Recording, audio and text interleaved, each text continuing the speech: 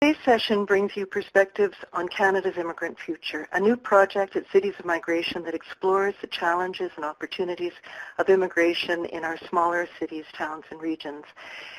You'll learn about the Immigration Futures Toolkit, a multi-stakeholder planning framework, tools and resources that can help city and community leaders make the case for immigration as a critical strategy for local economic development. And initiate what we call a whole-of-community local planning process.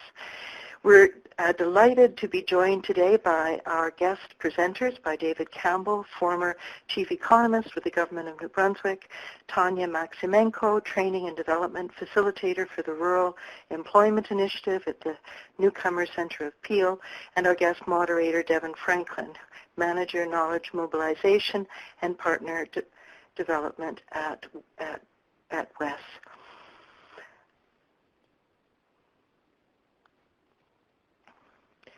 And before we turn our guest everything over to our guest presenters, I'm going to take a few minutes, 5-10 minutes, to fill you in on the work at Immigrant Futures.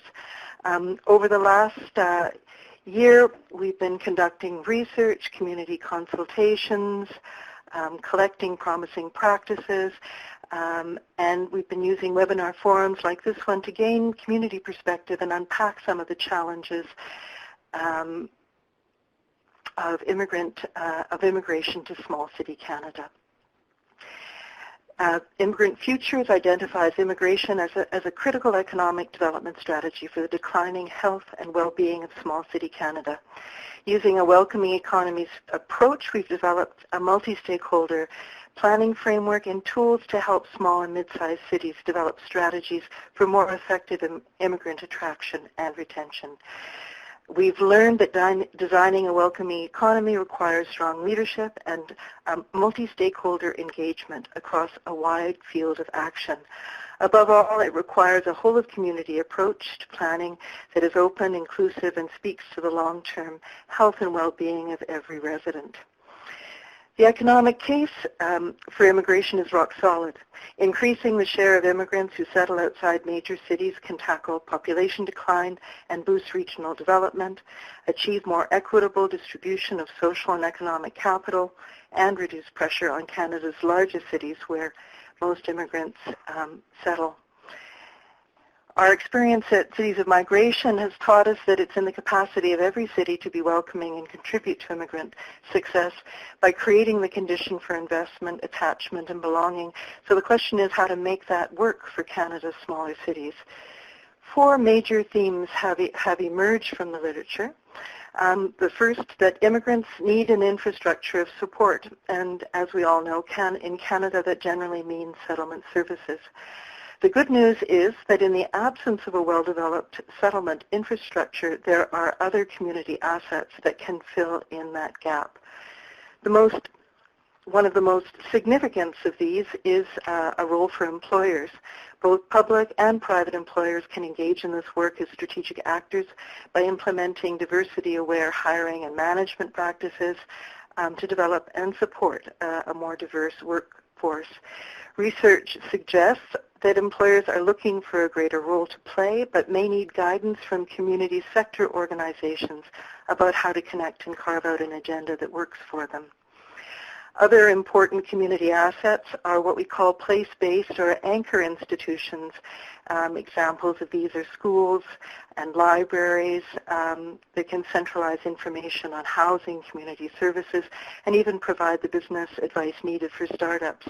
These are all services that, with a little tweaking, can support all community members. Possibly the biggest challenge to immigrant attraction and retention is the absence of social networks and the amenities that cater to ethnic, cultural, and linguistic minorities.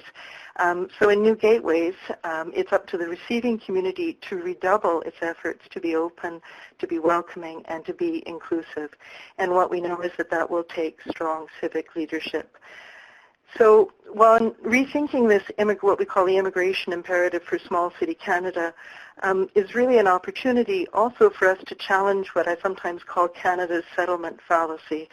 And that is that this idea that because we are so well served by good policy and by superb programming that we can afford to take it for granted.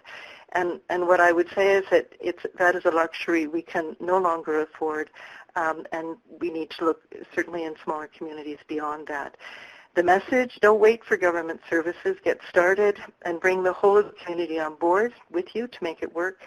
What research also tells us is that by initiating such services, smaller communities will attract the government investment they need, activating a rich source of local economic activity.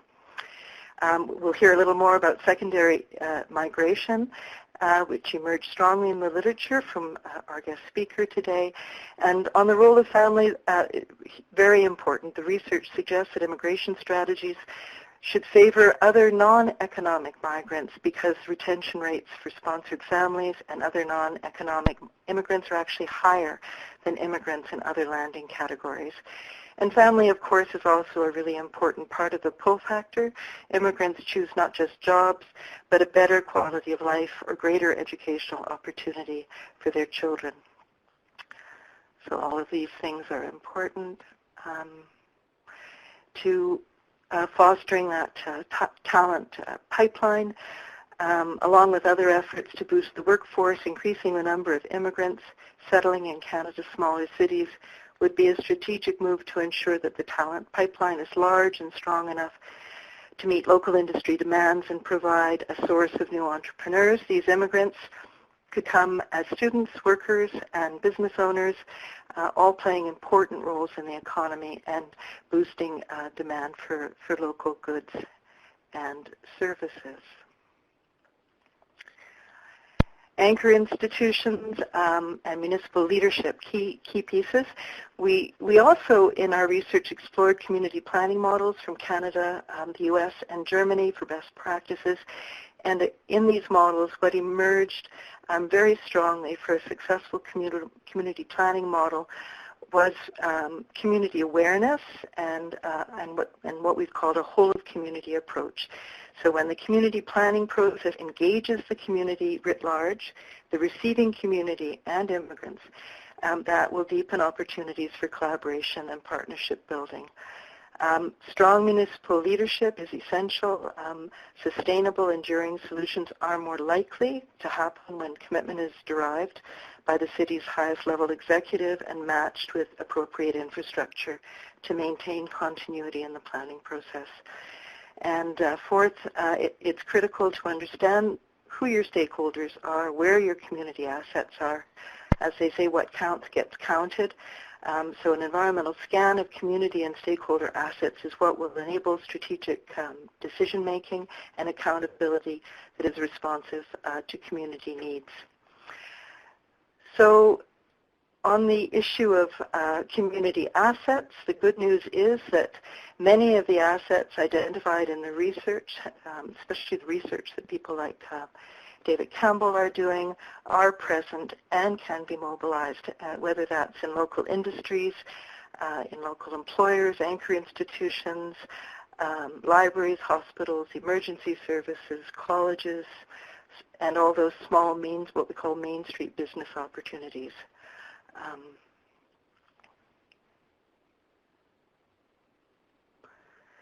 And so here we've got the what we call our Immigrant Futures framework that sort of bundles all of this together. You know, it really trying to answer the question, what is a welcoming economy, and what is needed to make it all these different pieces move together. A multi-stakeholder community planning approach supported by strong leadership will ensure that all these assets, like moving parts, can work together and create space for long-term planning with enough resources to experiment and to make mistakes in order to find a winning formula for success. By positioning immigration as a local economic development strategy in need of a whole-of-community approach, smaller and rural cities in Canada can unlock their community future. And in the absence of that infrastructure of support, where there is only limited or local services for immigrant settlement and integration, new gateways are building networks of support through strategic engagement of municipal leadership and local economic stakeholders, employers, chambers of commerce, small business incubation, etc. So the welcoming economies approach examines everyone's role in inclusive economic development. Whether you approach the topic through policy, programs, partnerships, or some combination, it is by taking small, manageable steps and working together that communities can build an ecosystem of support to ensure that newcomers and all residents can thrive in the new economy. So let's take a really quick look at some of the major strands of that welcoming economies approach. We're going to move through them very quickly. The examples are chosen from the Immigrant Futures collection of good practices and are available online, so you can follow up at citiesofmigration.ca/immigrantfutures. Let's start on employment. There are many good examples at Cities of Migration to show what can be accomplished by employers and other economic actors in small and regional cities where there might not be well-developed settlement sector or an infrastructure of support, whether that's language training, on-the-job language training, or whether it's through innovative partnerships that match local skills to professionally trained refugees, even pre-arrival before they come to Canada, as they are doing in New Glasgow. No one knows the challenge of talent attraction and incubation better than employers. They understand the business case for diversity, how it drives innovation and traction in a competitive global marketplace. We have a great deal to learn from our partners in the economic and employer community. On entrepreneurship, given the role immigrants play in starting new businesses, entrepreneurship is a central plank of a welcoming economies framework. Immigrants run main streets, running businesses at a much higher rate than the overall population. That's everything from dry cleaners, grocery and convenience stores to restaurants and so on, as well as the investor class that we tend to overemphasize, I believe, in this sense. And of course, entrepreneurship has always been a route for low-income immigrants and women to sustain themselves. However, initial startup challenges such as access to capital and space to start a business have often been insurmountable. Good organizations and communities that are able to provide these sorts of technical assistance, advice, and are reflective of communities that are going to do well. And in our collection, we've included some good practices that have been developed and incubated in a big city context, like this one, Business Out of a Box from Scadding Court Community Center, which basically uses shipping containers to spearhead a vibrant community marketplace run by entrepreneurial community members that helps revitalize underutilized community spaces. But it's been an extraordinarily successful model. The people at Scadding Court have templated it, are willing to provide technical guidance, and it's a perfect opportunity of a big city idea that's been ready to scale and to be replicated into smaller communities. On the other side of the screen at the Frederick Chamber of Commerce, we've got an example of a hub model where business immigrant entrepreneurs and any entrepreneur being supported through a hub, a new service model, and some extraordinary work is being done to identify the importance of succession planning, connecting business owners ready to retire with immigrant investors.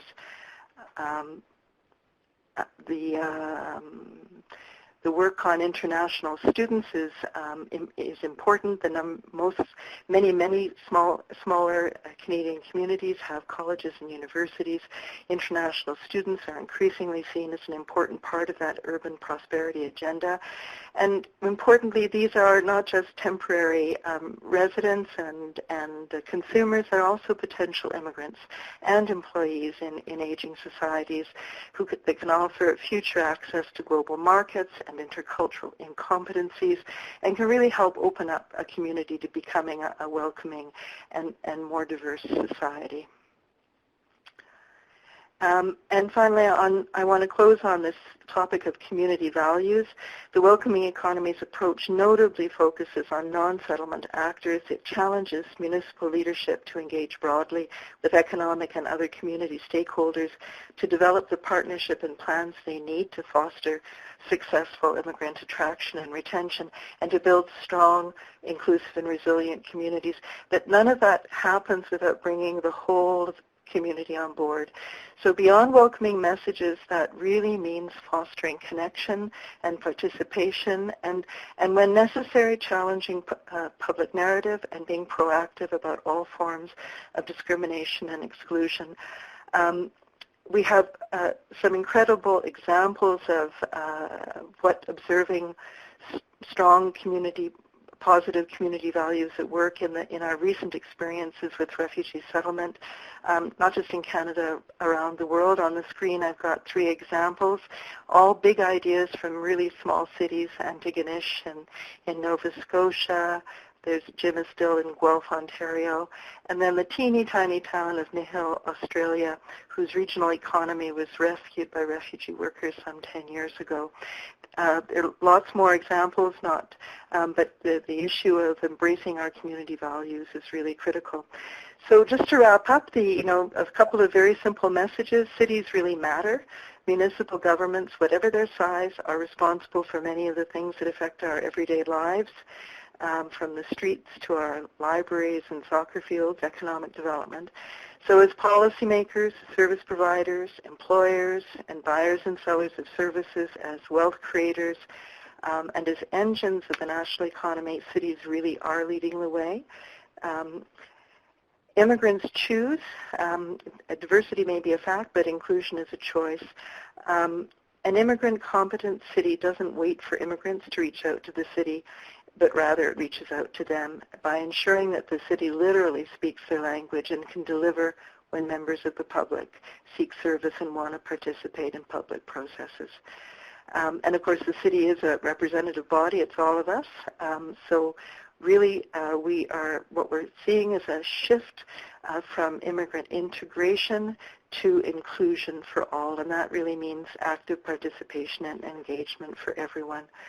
And to wrap up, I'm just going to give you a quick peek at our Immigrant Futures Toolkit, which we're hoping to release in the coming weeks. Everyone's health permitting, and so you can download these resources. I think we've connected them for you this morning, and you'll certainly be able to find them online. So with let's quickly move now to our guest, and our first guest this morning is David Campbell, former Chief Economist with the Government of New Brunswick.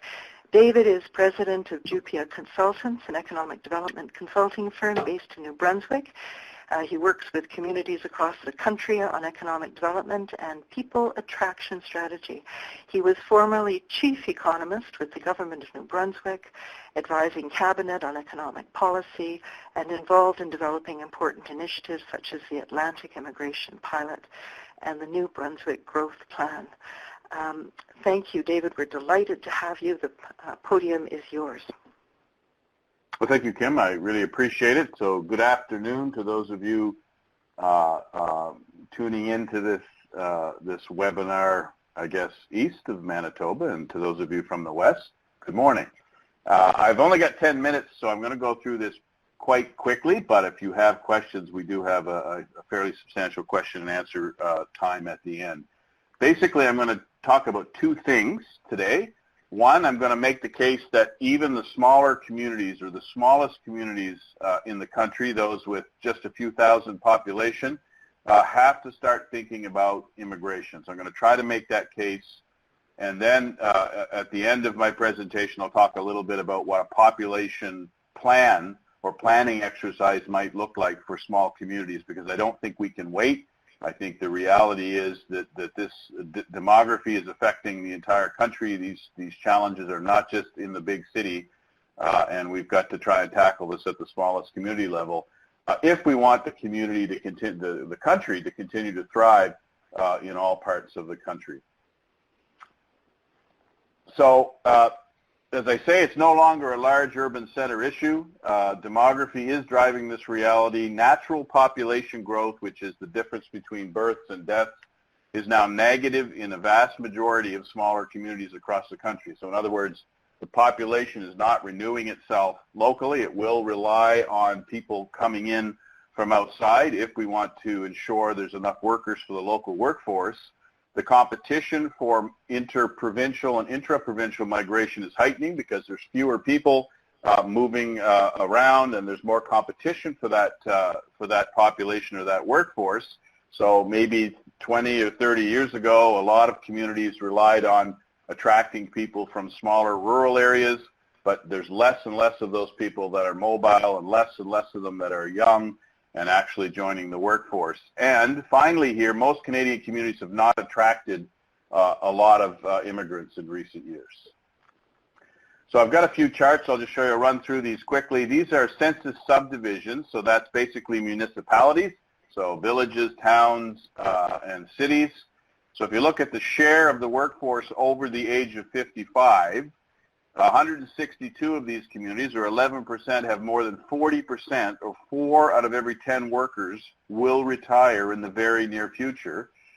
If you look at the number between 25 and 39%, that's 986 communities, or 68% of the total. So in other words, 80% of every one of these communities across the country, at least 1 out of every 4 people is going to retire in the very near future. And in most of these communities, there's not enough of a talent pipeline backing up to make sure that there's enough workers to replace those that are retiring, but also to take advantage of new entrepreneurial opportunities and new industrial growth in these communities. If you look at the immigration rate, as I said before, very few, relatively few of our communities have attracted a lot of immigrants. So if you look at the bars here, only about 24% of census subdivisions or municipalities have an immigration level of 10% or more. So in other words, 1 out of every 10 in the population is an immigrant. And in fact, nearly half, or 47% of all these communities have less than 5% of their population that was not born in Canada. So that's a very low rate of immigration. And so as we look at trying to flow more people into these smaller and mid-sized communities, we have to understand there's not a lot of history of immigration into these communities. The next slide talks about that natural population growth. This is at the census division level, but again, just showing that 50% of the census divisions or counties across the country have a negative natural population growth. And if you look at those census divisions with smaller populations of 25,000 or under, 70% of them actually have a negative natural population growth, meaning every year more deaths than births. So what does a community-level population growth plan look like? Well, communities historically have looked to try and attract industry, grow industry, attract tourists or visitors. So this used to be the focus. There wasn't a lot of focus on attracting actual people to move into the community. So I think that dynamic is fundamentally shifting now. The communities that can show they have a talent pipeline will be far better positioned to attract industry and grow their communities. So that at the end of the day, the new dynamic is you have to be able to convince entrepreneurs and businesses that the workers will be there to ensure they have the labor force they need for the future. Otherwise, they won't make long-term investments, 5, 10, 15, 20-year investments in the community with this uncertainty over their ability to attract workers in the future. So what does a population growth plan look like? Well, again, it's not rocket science, but it does provide insight into population dynamics and trends, population migration, so understanding who's moving in and who's moving out on an annual basis. It provides a summary of the talent pipeline locally, so the population in the education system and the post-secondary education system. And then current workforce dynamics. So where are people actually employed? Do we have a large manufacturing sector? Are we mostly a service-based economy? And then understanding the age group in these industries. And also something we kind of neglect is the age of business owners. And we know across the country now that almost 40% of our business owners are over the age of 55. And again, these folks will be transitioning into retirement and will need new entrepreneurs to replace them, either owning their, taking over their businesses through succession planning, or actually starting new businesses to replace them in the marketplace. And then ultimately a population growth plan should provide insight into future growth opportunities. So that's hard to do, but on the other hand, it's very important to try and understand where the growth potential is in the community and not just looking at the current industrial base. So the components of the plan, well, again, what's the workforce? What are our needs going to be over the next 5 to 10 years? So some of this data can be compiled from Statistics Canada. If you're in a small enough community, you can actually get this data from surveying the local businesses. But ultimately, we're trying to get a sense of what that need would be. And then ultimately, what's the level of population growth we need to meet this labor demand? And then what does our talent pipeline look like? And then that will help us understand what kind of inward flow of migrants we will need to meet that demand moving forward. So other considerations, I would say, I've talked about this to a lot of communities, don't overthink it. The reality is whatever projections you make will be probably wrong or substantially wrong, because it's very hard to say about the future, but you have to plan anyway. Focus on order of magnitude. So we're going to need somewhere between 2,500 and 3,500 workers, let's say, which if you add children and spouses, that means our population growth is going to have to be roughly on a net basis between 5,500 and 7,000. So that, I would say, is sort of the way we need to perceive this, as opposed to trying to be very, very specific in terms of what our demand is. And then ultimately understand that labor markets are regional. Most cities attract a lot of workers every day from peripheral communities. So other considerations, spouses can be an important source of labor too. So we're seeing that now across Atlantic Canada and many parts of the country, where a primary immigrant comes in to work a specific job that they were recruited into, and their spouse then finds work in service industries or other industries in the area. But if they also have a very specific talent or skill or educational background, it can be a challenge from a retention perspective. Don't forget about housing. This is a huge issue. People are retiring. They're not dying. Some of them are dying, but most of them are just retiring, and that means they're staying in the community, so we need more housing for those folks that are going to move in to take their jobs in the workforce. Long-term retention of immigrants will require more than just a job, as Kim talked about earlier, and I'm sure we'll talk about today. Livability of the communities fundamentally is important in terms of getting this right. So where do you get the data for a community plan? Well, Stats Canada, as I said, survey of local employers, survey of local school population, and other sources. So really, if you're a small community, you actually have access to more primary data. If you're a larger community, you can use Stats Canada. I've got a quick example in here to end the presentation today. So take the example of Edmundston. This is a small urban center in New Brunswick. They have a negative natural population growth. They have a negative migration rate. And they have about 3,000 set to retire in the next decade. So that's the context that they face, including some very important industries like a big pulp and paper mill, their nursing homes, and administrative support services sector and construction, all facing significant retirement. So we need to target recruitment to this expected labor demand. So my estimate at a high level for Edmundston is they're going to need to attract between 400 and 600 new workers per year over the next 10 years. Only 200 will come from local sources. So on a net basis, the community will need to attract between 200 and 400 younger workers on a net basis every year over the next decade. Right now, that number is negative. I'm suggesting it will need to grow somewhere in the order of 2% to 3% per year to achieve this. Right now, it's not growing at all. So we need to answer that question. If we were doing this work for Edmundston, where is that population growth going to come from?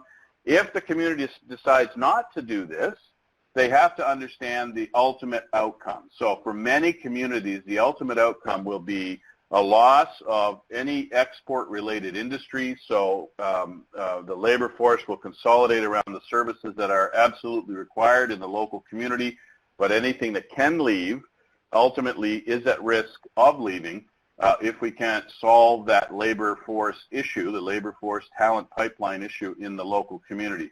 So I would suggest that every community from as small as a few thousand up to larger cities needs to think about putting a simple but powerful population plan in place to address these needs and to help us understand what those needs and what the sources of population growth will be in the future. And then ultimately that should roll up to any kind of regional or provincial and ultimately national immigration plan, which should reflect demand in local communities. So I'm going to end it there, and I'll be happy to take any questions that you have when we get to the Q&A.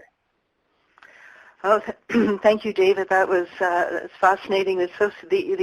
Your command of all of this socioeconomic data is fascinating, but also compelling. It tells a compelling story, and I can tell everyone in our audience that David probably knows more about small city Canada than anybody in the country today. So we have lots to pay attention to there. Thank you very much. Now we're going to move from Moncton to Peel region. I'm delighted to welcome Tanya Maximenko, who is Training and Development Facilitator for the Rural Employment Initiative at the Newcomer Centre of Peel, Mississauga. Originally from Ukraine, Tanya lived and worked in New Delhi for 12 years before relocating to Canada in 2014, and has gained insight into career transitions of immigrant professionals as well as the barriers to their career success in new labor markets. Tanya is a passionate social architect, and her vision is to empower immigrant professionals in Canada. We're delighted to have you with us today, Tanya.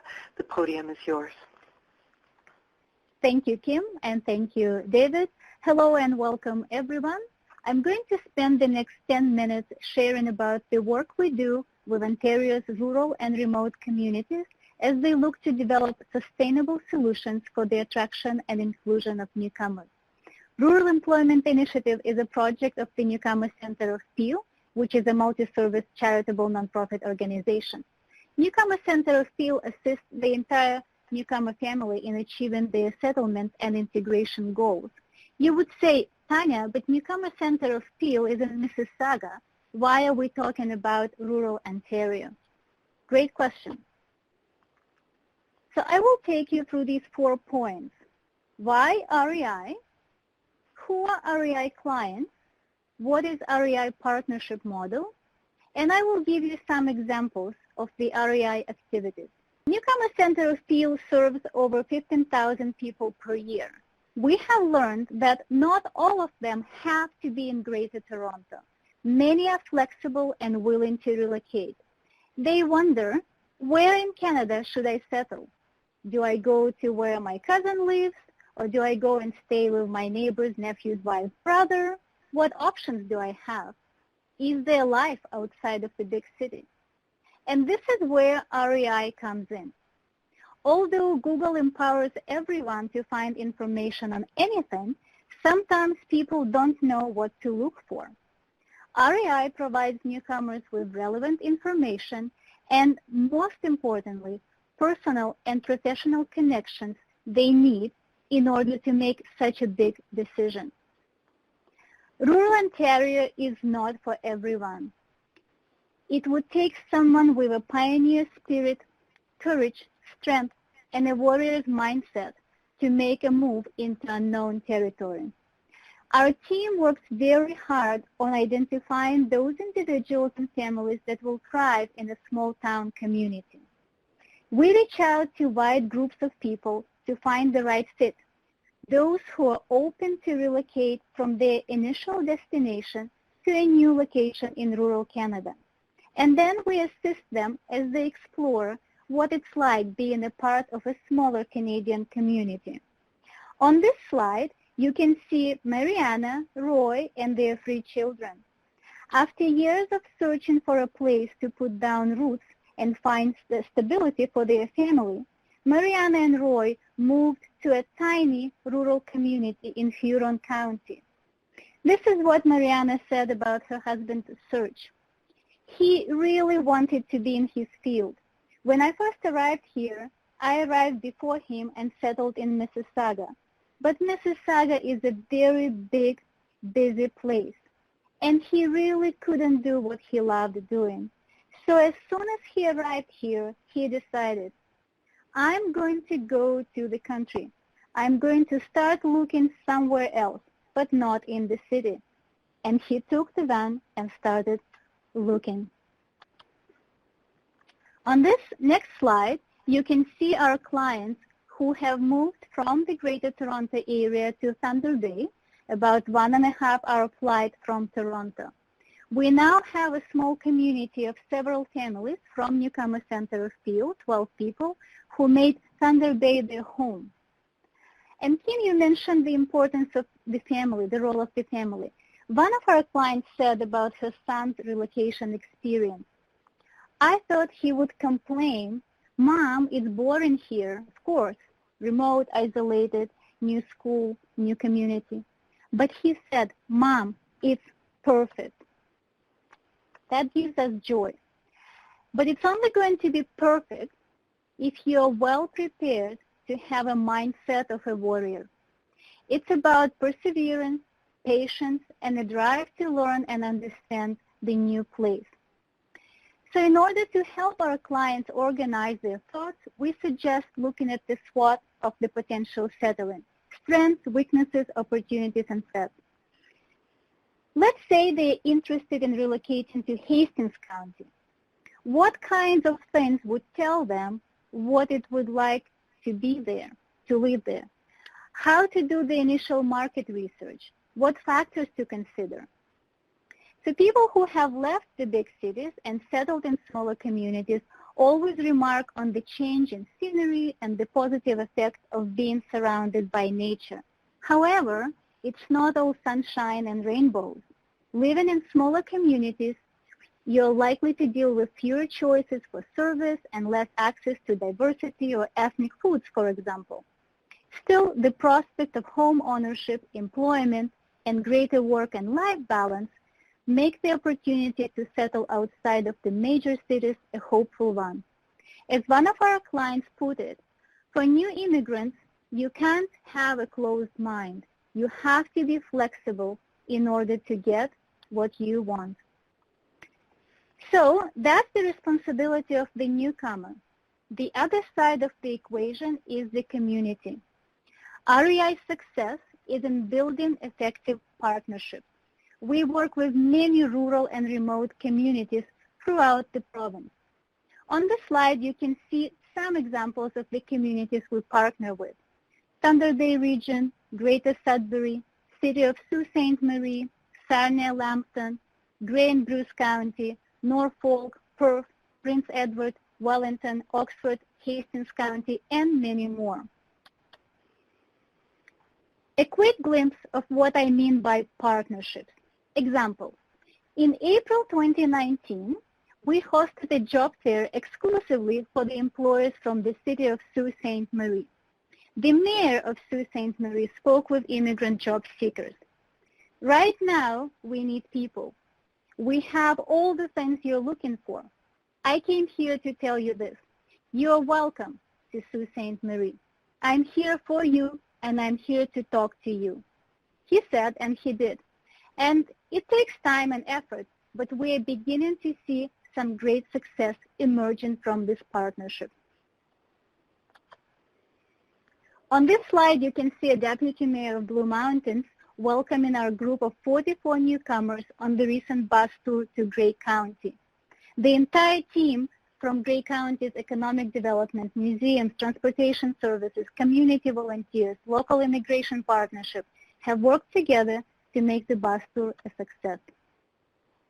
This picture is from our visit to Oxford County, another example of how we partner with communities, and an example of an active role of economic developers who get on the bus and help newcomers understand what their community has to offer. This picture is from our employment-focused bus tour to Sarnia. This is Lambton College. So we do employer visits, but we also bring employers to Mississauga.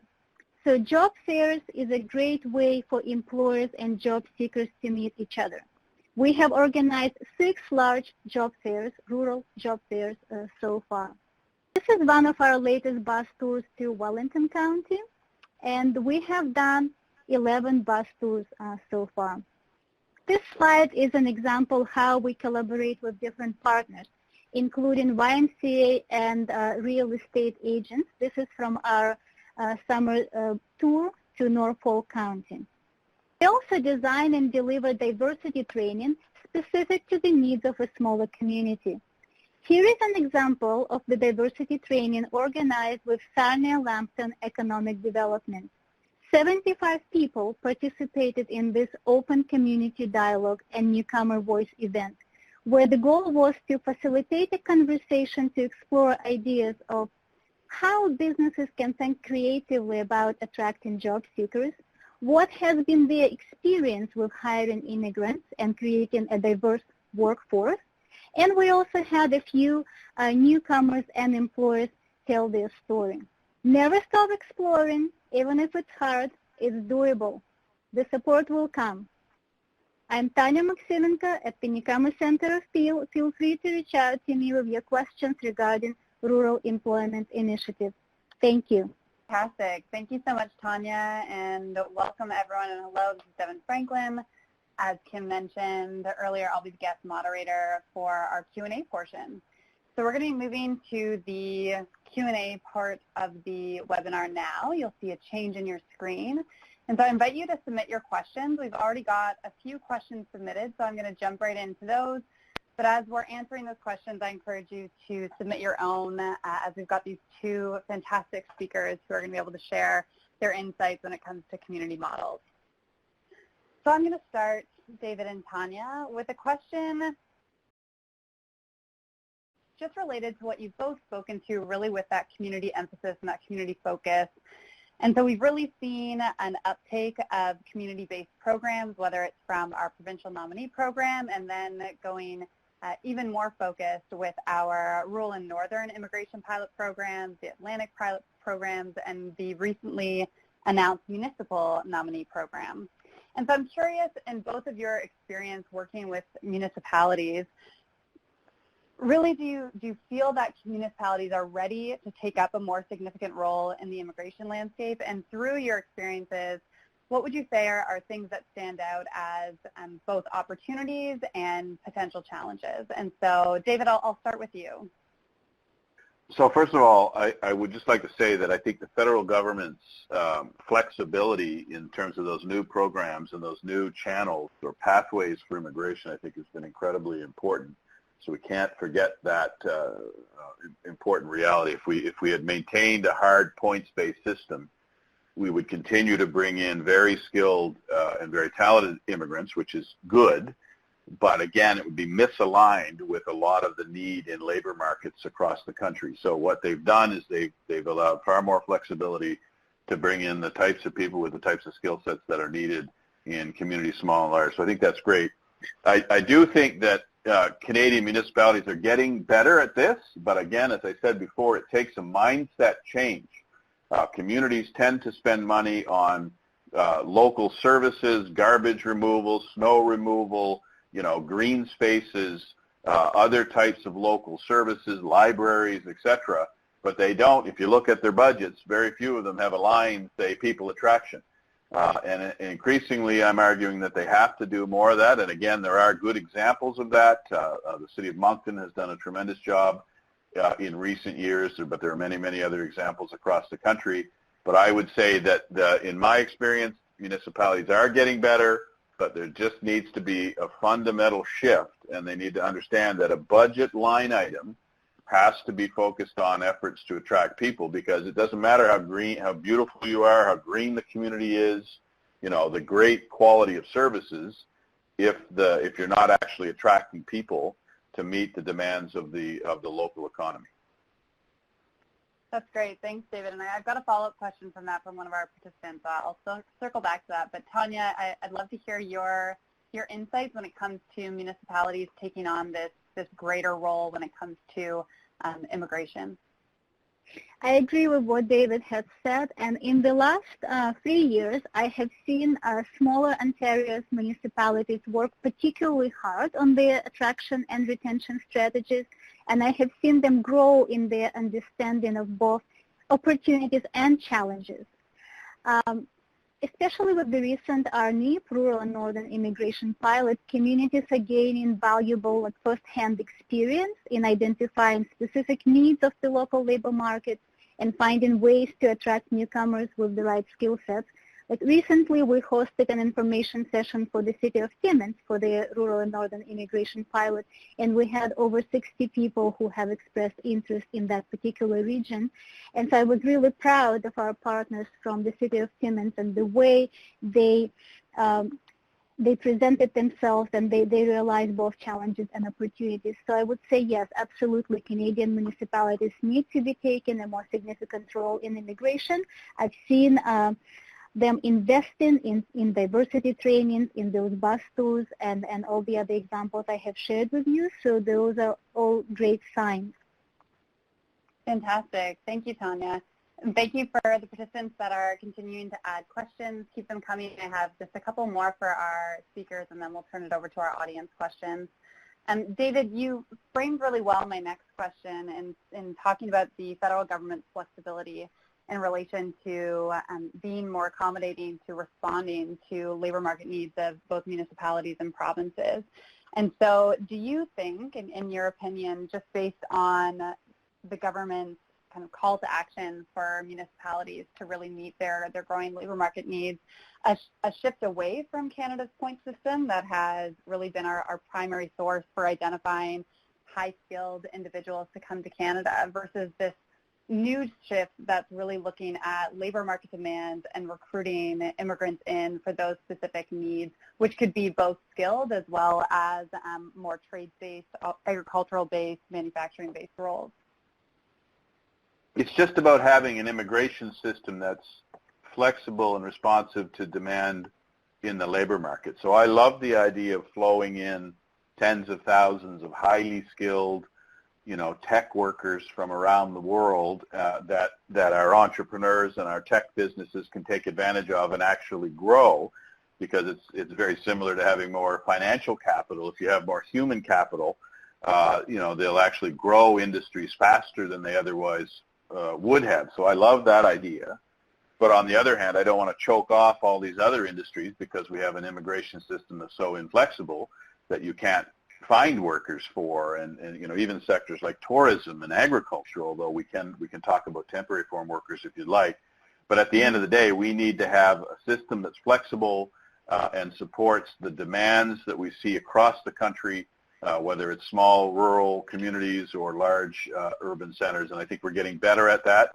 But that's the ultimate goal is, yes, let's flow in lots of great talent, highly skilled talent to grow our tech industries and our new economy industries, but let's make sure we also have workers for all those other very, very important backbone industries like transportation and manufacturing and service industries.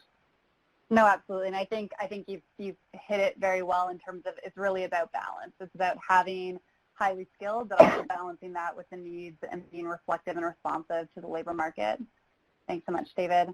And so, Tanya, before we turn over to the audience questions, you've spoken and showed some fabulous examples from the communities that you're working in. And I was wondering if you could speak a little bit more to some of the earlier comments that Kim made, really about it being more than just a job, and it really does require a whole community effort when it comes to retention and really making people feel like this is their new home and included, and it's more than just that single job and that single opportunity. And so I was wondering if you could speak a little bit more to why a whole community approach is so important when we're thinking about economic growth strategies that are built around immigration.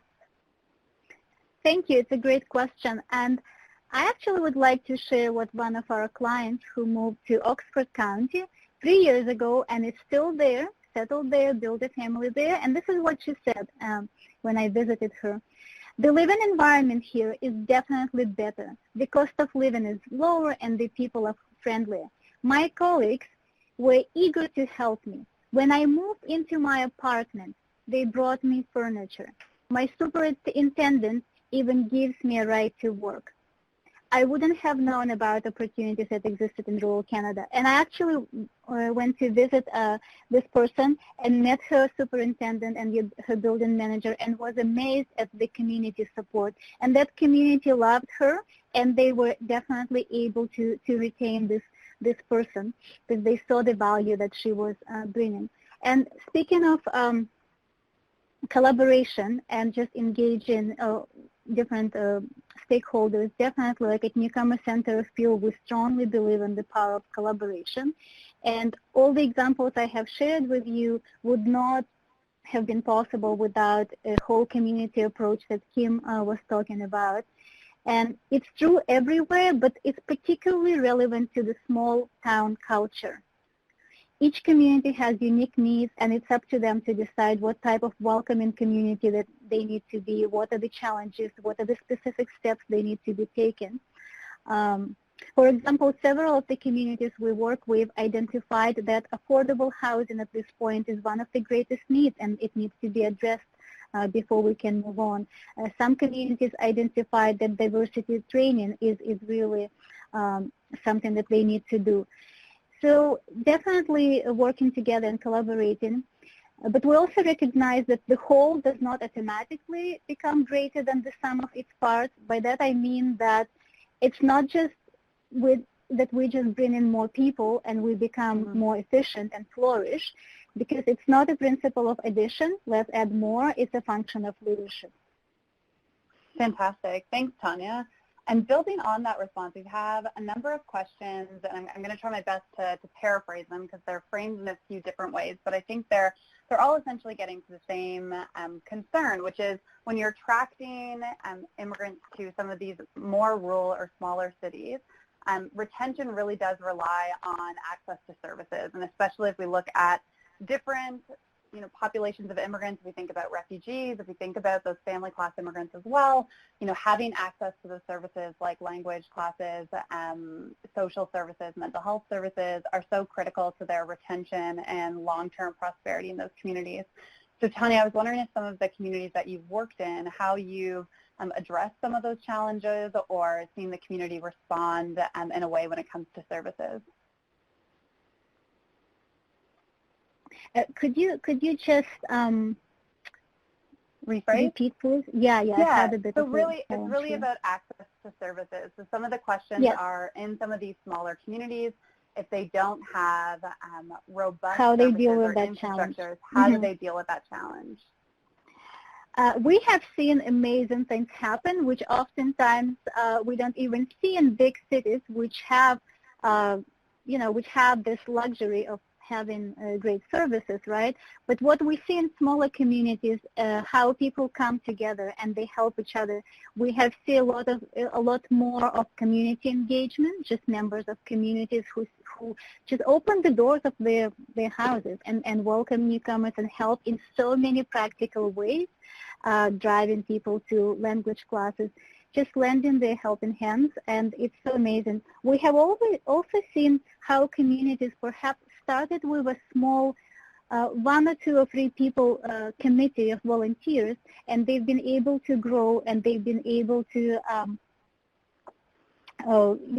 produce some, like we have a newcomer integration toolkit which was produced by Gray and Bruce County, and we've seen how their services have really grown over this last several years, starting from just volunteers. So that's encouraging. So again, that community effort, that community coming together, and I think engaging them in those attraction plans really helps to stem some of that concern when it comes to service provision. That's great. And so David, I have a question from early, just right after your presentation, from one of our participants, that they appreciate the advice on, attracting a talent pipeline will help you attract industry, but that is a bit of a counterintuitive idea for most communities, that usually you want to secure industry and then you bring the talent. And so do you have any advice on how to engage and educate communities on that kind of reverse of attracting that talent pipeline and then industry will come? So you have to have the right information. So again, 20 years ago, an industry might locate in your community, and when they looked at the landscape, the number of young people in the school system, the number of people in post-secondary, the relative age of the labor market, they were pretty comfortable that if they were setting up an auto plant in Southern Ontario or a sawmill in Nova Scotia, that they would have enough workers for the next generation, and that didn't impact their investment decision.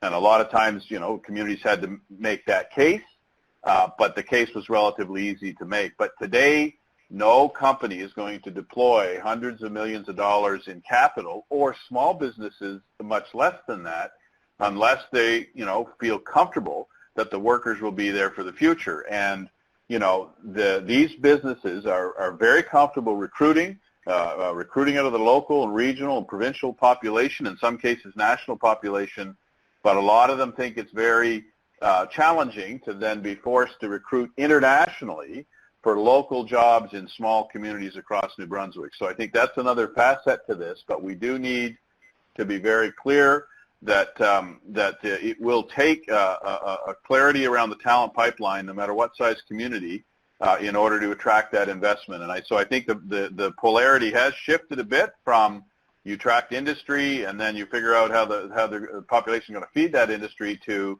you ensure that you've got a strong talent pipeline and an ability to show you have a strong talent pipeline, and that will support attraction of industry. For example, if you can show in your community year in, year out that you're able to attract migrants from elsewhere in Canada or around the world, that becomes part of your value proposition when you're out trying to attract industry. Yeah, fantastic. So it really is about doing your homework, having that evidence-based argument to attract, and then once you've demonstrated that you can attract, really showcasing that to industry to incite interest and more investment. And so a question for both of you, and I'll go to you first, Tanya. One of the participants is wondering, how do we assess and evaluate the impact of municipal interventions for immigrant inclusion? So how do we, and especially with your initiative with the REI, how do you document and share lessons learned, especially given that municipalities themselves have limited capacity or resources? It's a great question, and evaluation and assessment is a critical part, but it's definitely always a challenge, because how do you measure it? You need time, right? Change happens over time. We have seen a lot of success with people and families relocating, settling in rural areas. We have seen people starting businesses and creating jobs, but how do you measure and document that and help municipalities also learn from each other?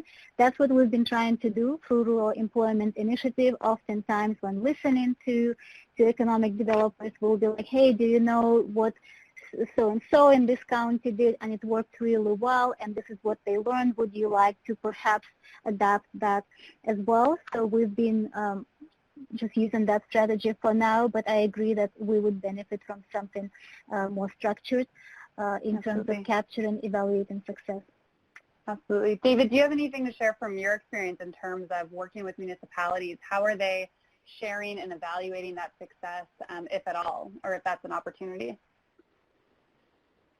I'd say for the most part it's more of an opportunity. There's been some of it, but I would say there's a lot more work to be done.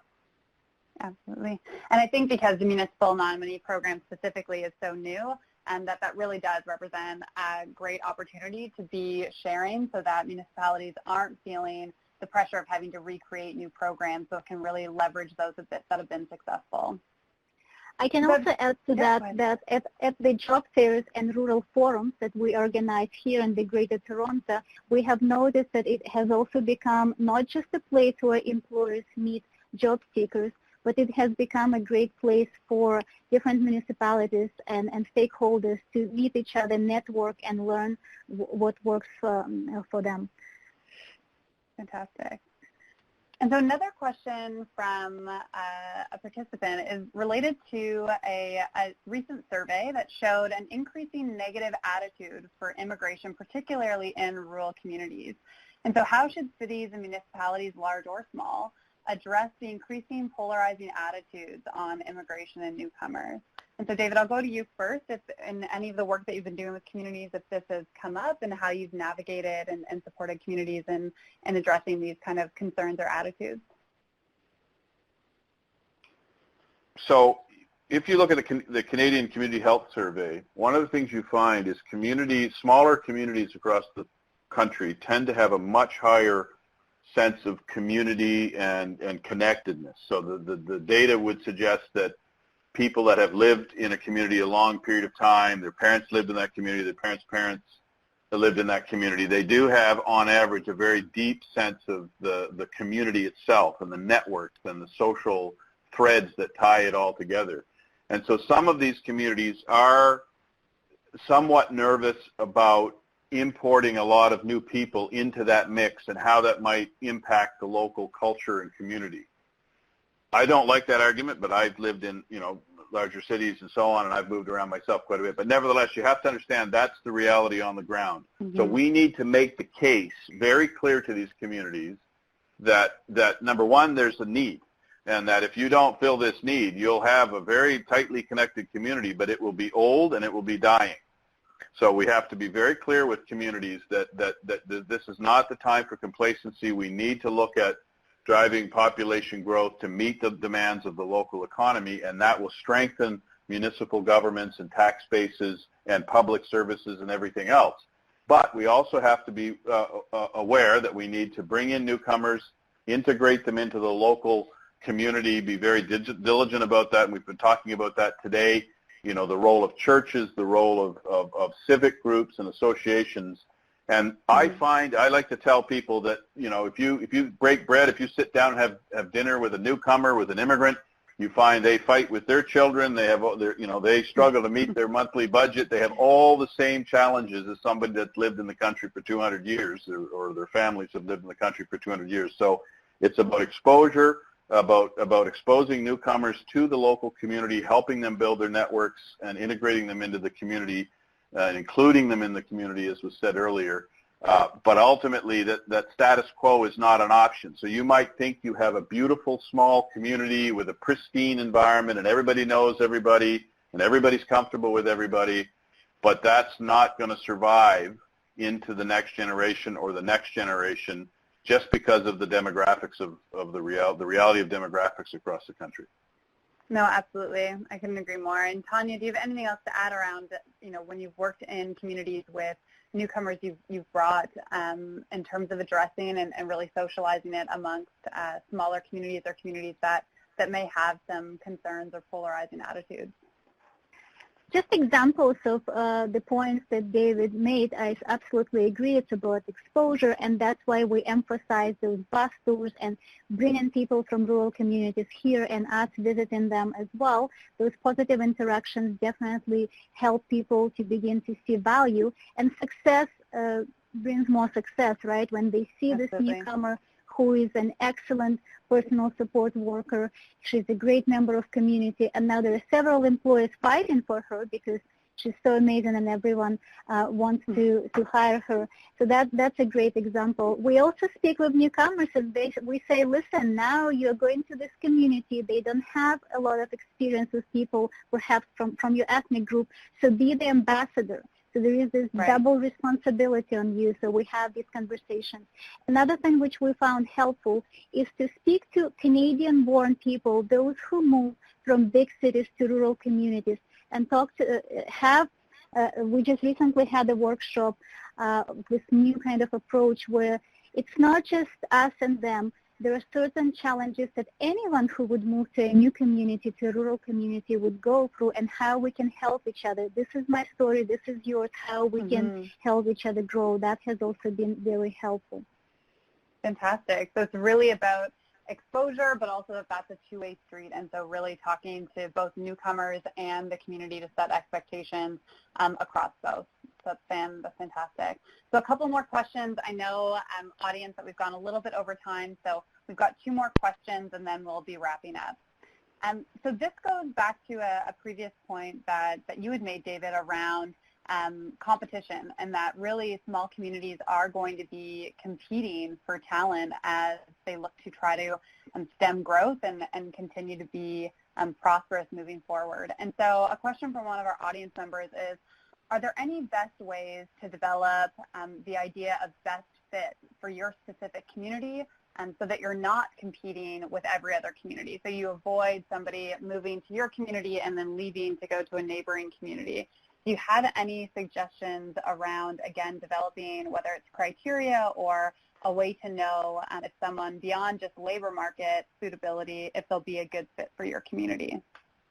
Yeah, that's a super good question, actually, and I think that we're starting to work in that direction, but I don't know that there's been a ton of progress. But basically what that says is you have people moving in from very large cities into small communities. So you really need to understand, is that a fit? And it might be a fit. The person living in the big city may be fed up of the big city and may want to move into a smaller community. But in many times they come to the smaller community and they struggle because that community doesn't have the amenities. So really you almost need a checklist that says, look, here's our community. We're small. We have access to these kinds of recreational opportunities. We have these kinds of services and amenities. If that's a fit for you, we'd love to chat with you further about it, right? So be very sort of upfront about the job opportunities, about the type of community that's offered, the services that are offered, and do a little better job, I think, of aligning the folks that would fit in your community better than maybe we do today. And I think today we just, there's hundreds of thousands of people that want to come to Canada every year, but they're not necessarily, they don't necessarily want to come to your little community. They want to come to Canada, and if the way in is to come into your community, they'll do that, but they may not stay there. So I think we do need to, as we move forward and we get more strategic about people attraction, I think we do need to do a better job of targeting. I think that's a really good question. Fantastic. And Tanya, just in terms of when you're working with clients that are maybe in the Peel region and are interested in going outside of the region for whether it's employment or just a new type of lifestyle, what do you look for in the candidates that you're working with in terms of identifying if they'll be a good fit for one of the more rural organized or areas that you work with? Great question. And as I mentioned, rural Canada or rural areas are not for everyone. And the key is to identify people who will thrive. And so far, we had a pretty high retention rate of those people who have moved. The secret, the key here is setting realistic expectations. Sometimes we get so passionate about promoting something, promoting the place we love, which is great, but we have to find the right people who will do well in that place. So we have to sit down, understand where they are coming from, what are the expectations, and how we can help them develop realistic expectations and develop what I call a warrior's mindset, people who will make it work. Right. That's fantastic. No, I think it's really important to dig in and really understand what the expectations of the newcomers are so that if they are moving to a more rural environment, they're very clear about what that lifestyle is going to look like. As you said, it's not for everyone, but that is a two-way street. Okay, our final question before we wrap up for today. And David, this is directed to you just in relation to some of the research you've done with community profiles. Do you think municipalities who support being able to live in both French and English are in a better position to attract and retain newcomers? They're in a better position to attract immigrants that have those language skills. So I think it's a great advantage if you speak French. If you're a French-speaking immigrant and you want to come to Canada and you've got this list of larger and smaller communities, many of them, by the way, outside of the province of Quebec that speak French, it's a great advantage. My experience, and it's fairly limited, but my experience is that non-French-speaking immigrants coming into communities that are heavily bilingual, let's say, haven't been at much of a disadvantage by not speaking French. And in fact, what you find is over a few years, the newcomers are actually more bilingual. In other words, they speak English and French than the local population, which is kind of interesting. We saw that in the Moncton area. We see that in other communities where there's a large French and English-speaking population. So I think it's a really great thing. I'd like to see more Francophone immigrants to our country, and it would bolster a lot of Francophone and minority Francophone communities across the country. Fantastic. Okay, well, thank you so much, David and Tanya, and to our fabulous audience who has stuck with us, even though we've gone a little bit over time. And so I'd like, David and Tanya, just for you to leave our audience with just one important message, one kind of final thought when we're talking about this immigrant imperative at the local level, at the community level, that we've been talking about for the last hour. Is there any kind of final thought or final message, call to action you'd like to leave with our audience? And Tanya, I'll start with you. Just any final message to our audience that have remained with us for this webinar. I would like to just say what I already mentioned in my presentation. Remember that picture, never stop exploring. And even if it's hard, it's doable, the support will come, and you will see amazing growth in your communities. That's what we're seeing here in rural Ontario. Fantastic. And David, final thought? For anybody that's working in immigration today, you are probably in the most strategic role in the local community today. So it's great to talk about healthcare. It's great to talk about everything else that goes on in a community. But if you choke and do not have the talent pipeline for industry, that is going to really negatively impact many, many communities across the country. So very strategic role. Probably not paid as much as you should be, but nevertheless, very strategic role. Fantastic, fantastic. Thank you, David. And thank you to everyone for joining us today to explore this rich set of ideas on Canada's immigrant future.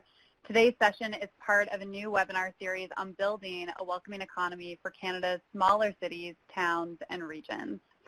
On behalf of Cities of Migration and the team there and all our participants, thank you to our guest speakers, David Campbell and Tanya Meminesco, for a brilliant exchange of ideas.